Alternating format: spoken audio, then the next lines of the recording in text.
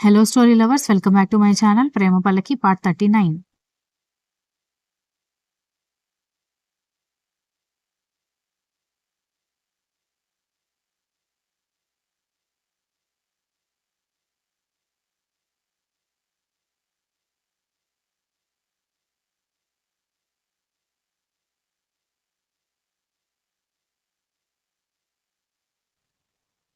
మళ్ళీ చప్పట్లు కొడుతూ పర్లేదు వీడి దగ్గర కూడా సెకలు బాగానే ఉన్నాయని శక్తి వెటకారంగా అనేసరికి అందరూ నీలాగా యాంటీ రొమాంటిక్ గా ఉంటారా ఏంటి బావా అని దితి అనడంతో శక్తి కోపంగా చూశాడు.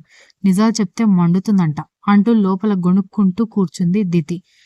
అప్పటికే బాగా లేట్ అవ్వడంతో యంగ్ కపుల్స్ మొత్తం అయిపోయారు కాబట్టి ఇక డిన్నర్కి వెళ్ళండి అని ఆర్గనైజర్ చెప్పడంతో అందరూ బఫే దగ్గరికి వెళ్తే వీరి ఈవెంట్ ఆర్గనైజర్ దగ్గరికి వెళ్ళి అడ్వాన్స్ కాకుండా ఈవెంట్ పర్ఫెక్ట్గా ఆర్గనైజ్ చేసినందుకు మిగిలిన పేమెంట్ ఇచ్చేసి వాళ్ళని కూడా డిన్నర్ చేసి వెళ్ళమండంతో థ్యాంక్ యూ సార్ అని చెప్పి వాళ్ళ స్టాఫ్ మొత్తాన్ని తీసుకుని డిన్నర్కి వెళ్ళాడు ఆర్గనైజర్.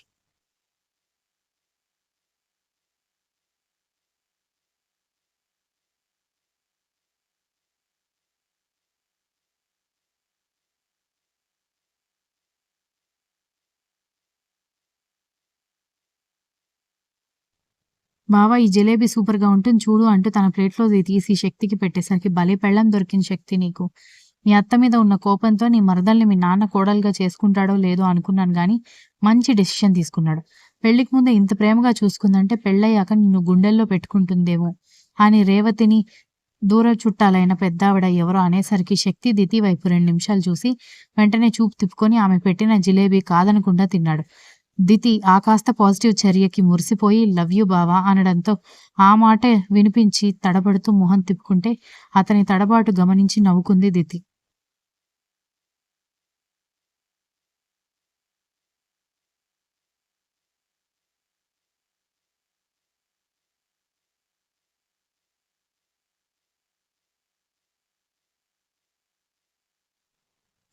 ఏంటి బ్రో మీ అన్నయ్య వాళ్ళ అక్కని చేసుకోవడానికి తెగ నాటకాలు చేస్తుంటే నువ్వు బాగానే అమ్మాయిని బుట్టలో పడేసినట్టున్నావే అని కరణ్ అడిగేసరికి పక్కపక్కనే నిలబడి తింటున్న చందన శివాకి పొలమారడంతో ధృతి కరణ్ వైపు కోపంగా చూసి అంత డైరెక్ట్గా ఎవరైనా అడుగుతారా అంటూ ఇద్దరికి వాటర్ ఇచ్చింది.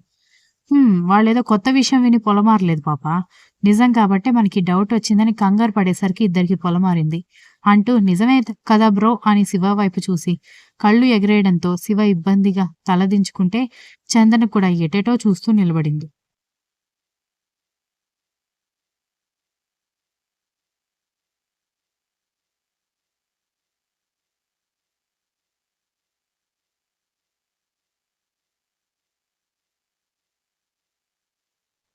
తల తిక్కగా మాట్లాడతాడని నాకు కోపం తప్ప నిజానికి అతను అన్న మాటల్లో కూడా నిజం ఉంది. ఇప్పుడు కాదు షాపింగ్ మాల్‌లో తమరు మా చెల్లి వైపు చూసే విధానంలోనే నేను డిఫరెన్స్ కనిపెట్టేశాను బావ అని ధృతి శివతో అనేసరికి శివ ఏం చెప్పాలో తెలియక వస్తున్నాను బాబాయ్ అంటూ వెళ్ళబోతుంటే నీకెవరు బాబాయిలు లేరని నాకు తెలుసులేరా ఆగు అంటూ కరణ్ శివ చేయి పట్టుకుని ఆపాడు. చందనకి అయితే హార్ట్ బీట్ పెరిగిపోతున్నట్టుగా అనిపించి శివ ఏం చెప్తాడోనని దించిన తల ఎత్తకుండా ఆలోచిస్తుంటే హలో మేడం తమరు కూడా అంత ఇన్నోసెంట్‌గా తలదించాల్సిన అవసరం లేదు. మొన్న ఇంట్లో అంతమంది ఉన్నారన్న విషయం మర్చిపోయి వాడి పక్కన కూర్చొని బావ మాట్లాడమంటూ గారాలు పోవడం నేను కూడా చూశాను. అప్పుడు మీ అన్నయ్యల ఫేస్ చూడాలి. బాబోయ్! ఎవడి పనో అయిపోయిందని ఫిక్స్ అయిపోయాను అన్నాడు కరణ్.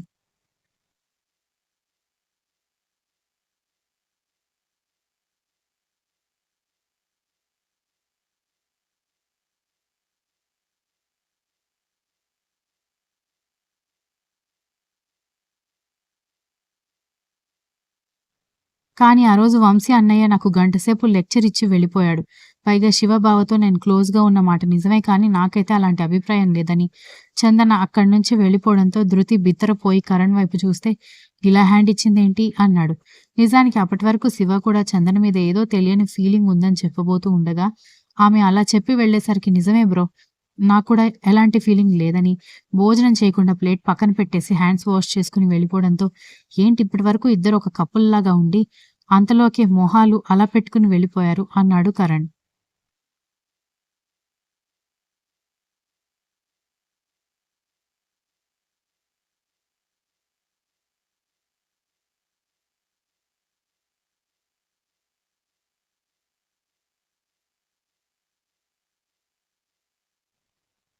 చందన ఇప్పుడే చెప్పింది కదా! అన్నయ్య లెక్చర్ ఇచ్చి వెళ్ళాడని.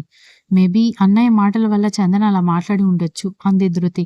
అయితే మన మ్యాటర్ కూడా మనం మర్చిపోవడమేనా అని కరణ్ అనేసరికి, మన మ్యాటర్ ఏంటి అని సీరియస్‌గా ధృతి చూడడంతో ఏం లేదని అక్కడి నుంచి వెళ్ళిపోయాడు. అందరూ డిన్నర్ కంప్లీట్ చేయడంతో ఎక్కడి వాళ్ళు అక్కడ ఇంట్లోకి వెళ్లి పడిపోతే దగ్గరలో ఉన్న గెస్ట్‌లు మాత్రం పెళ్ళికి వస్తామని చెప్పి సెలవు తీసుకొని వెళ్ళిపోయారు.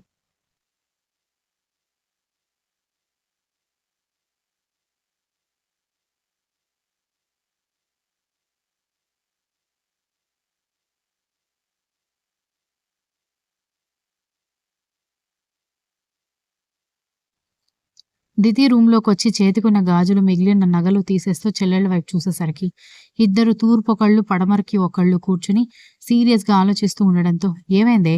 పార్టీలో దుమ్ము లేపి ఇక్కడ మొహాలు అదోలా పెట్టుకుని కూర్చున్నారు" అని అడిగింది. "ఏం లేదక్కా" అని చెప్పి మెల్లగా చందన కూడా జ్యువెల్లరీ తీసేయడం మొదలుపెట్టేసరికి, దితి తన జ్యువెల్లరీ తీసేయడం అవ్వడంతో నైట్ డ్రెస్ తీసుకుని బాత్రూంలోకెళ్ళింది.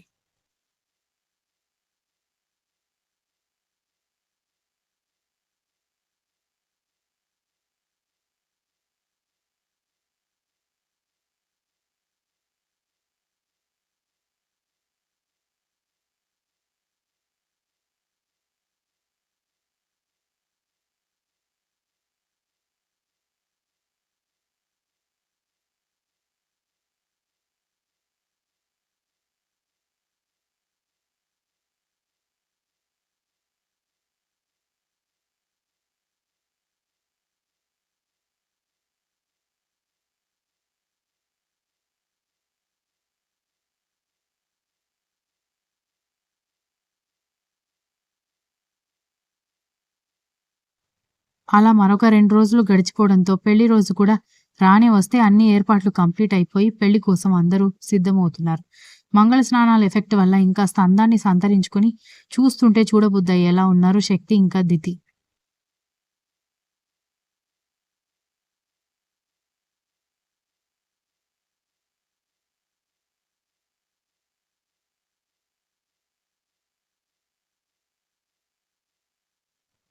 ఇక మాయ గురించి పట్టించుకునే దిక్కు లేకుండా పోయింది. శక్తి కూడా ఇక మిత్ర నుంచి మీద నమ్మకం వదిలేసి ఇంట్లో నుంచి బయటకు కూడా వెళ్ళే పరిస్థితి లేకపోవడంతో సైలెంట్‌గా పెళ్లికి రెడీ అవుతూ ఉండేసరికి, హమ్మయ్య! ఇక అన్నయ్య ఏ గోల చేయడని శివ మిత్ర ఏజెన్సీకి ఫోన్ చేసి మిత్రకి యాక్సిడెంట్ అయిందని చెప్పినందుకు థాంక్స్ చెప్పి తనిస్తానన్న మనీ కూడా పంపించేసి, ఒకవేళ పెళ్లయిన తర్వాత అన్నయ్య కాంటాక్ట్ చేసినా కోలుకున్నాను, ఆ అమ్మాయి గురించి తెలియలేదు అని చెప్పాలి తప్పితే ఏం చెప్పకూడదని శివ చెప్పాడు.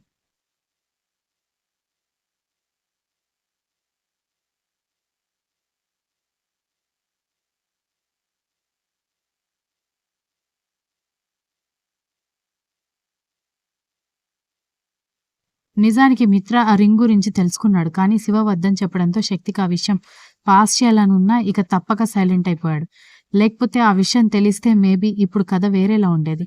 రేవతి, మైథిలి, మహి పుస్తెల కోసం కలిసి వెళ్లడంతో ఇద్దరూ ఒకేలాగా ఉండే పుస్తెలు తీసుకోవడంతో అత్తింటివారు, పుట్టింటివారు ఇచ్చే 2 పుస్తెలు సిద్ధమయ్యాయి.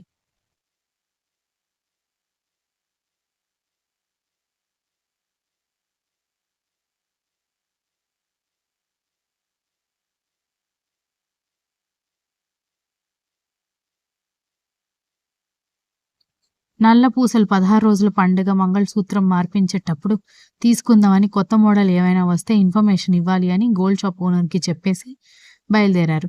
ఇటు మైథిలి వాళ్ళ అమ్మ నగలు, మైథిలి వాళ్ళ అత్తయ్య అయిన హైందవి నగలు వంశపారంపర్యంగా రావడంతో కొన్ని గగనకిచ్చి, కొన్ని ఆడపిల్లల కోసం అని దాచిపెడితే అందులో దితి వాటా అయిన నగలు కూడా కలిసి చాలా అయ్యాయి.